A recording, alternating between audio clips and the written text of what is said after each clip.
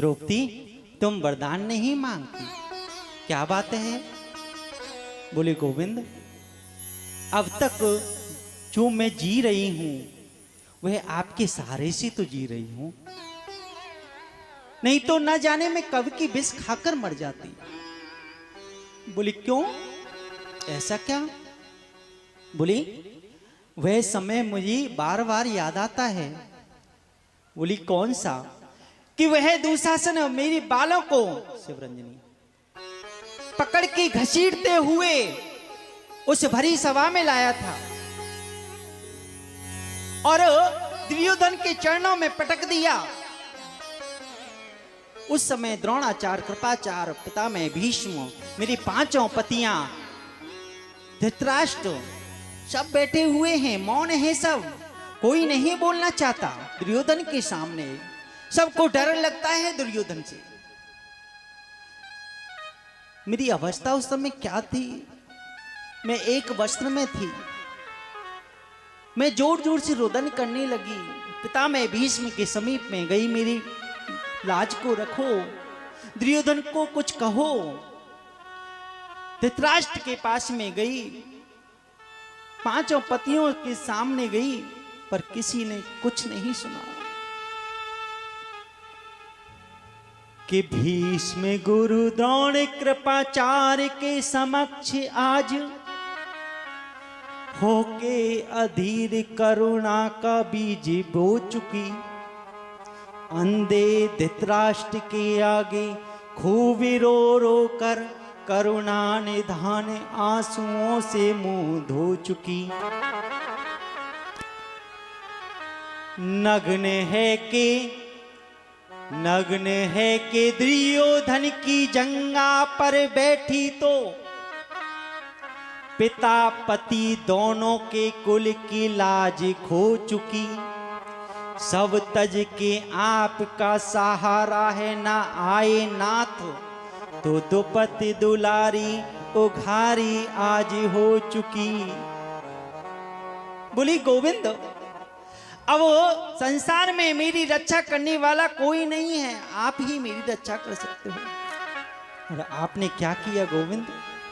जब सब मौन थे, जब दुर्योधन के खौफ ने सबकी जुबान में कीले ठोक रखी थी, तो आपने आके मेरी लाज बचाई।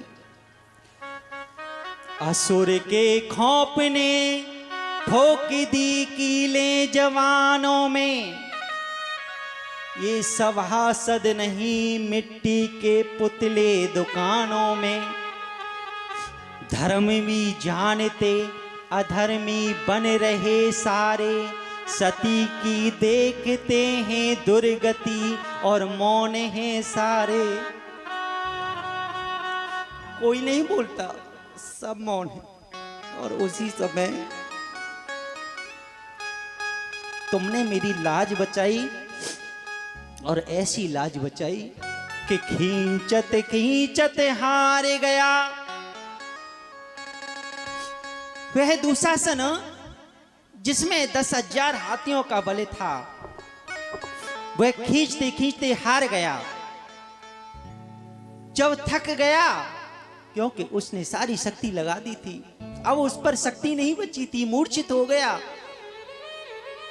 उस पर 10 गज चीर नहीं खिंचा, क्योंकि खींचत खींचत हार गया। लगा दी शक्ति सारी थी, नारी बिच सारी थी या सारी बिच नारी थी। वह मजबूर हो गया कि साड़ी बनकर स्त्री बन गई कि स्त्री में ही साड़ी निकल आई। ये दशा हो गई उस समय दुशासन की। बोली मैंने तुम पर क्या एहसान किया था, तुम्हारी लाज बचाई थी ना द्रौपदी, तो इसमें एहसान की क्या बात है? मैंने तेरा बदला ही तो चुकाया था। बोली कौन सा बदला? मैंने तुम पर क्या एहसान किया था गोविंद? बोले याद करो, जब मैंने दुशासन को इसलिए उसका बल घटाया था कि तेरा एहसान मुझ पर चढ़ा हुआ था। बोले कौन सा एहसान?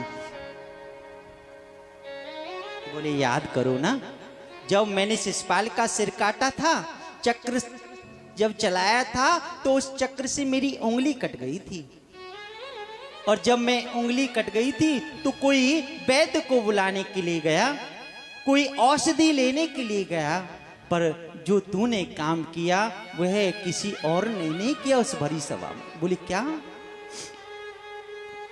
बोले तूने दौड़े दौड़े आकर बहुमूल्य साड़ी को फाड़ के मेरी उंगली में लपेट दिया था।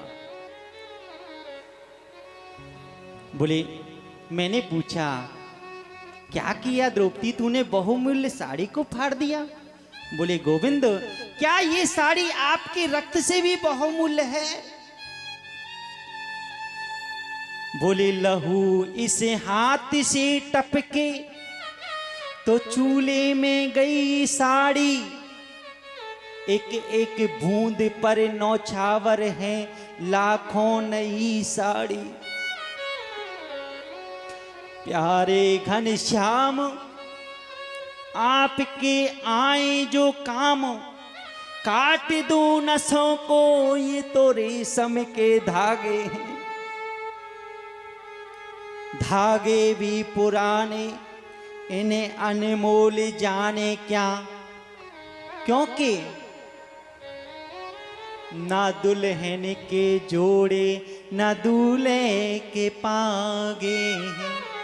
बोली ये अनमोल नहीं है, कोई बात नहीं। ठाकुर कहते हैं चिंता मत करो, सदा हूं भक्त के अधीन में। बोली द्रौपदी तूने ये एक चीर मेरे हाथों में लपेटी है, इसका कर्ज मैं अवश्य चुकाऊंगा, क्योंकि सदा हूं भक्त के अधीन में, वचन अपना निभाऊंगा, आएगा संकट तो आके लाज तेरी बचाऊंगा। बोले उसी एहसान को मैंने चुकाया है द्रौपदी उस समय, तुम चिंता मत करो।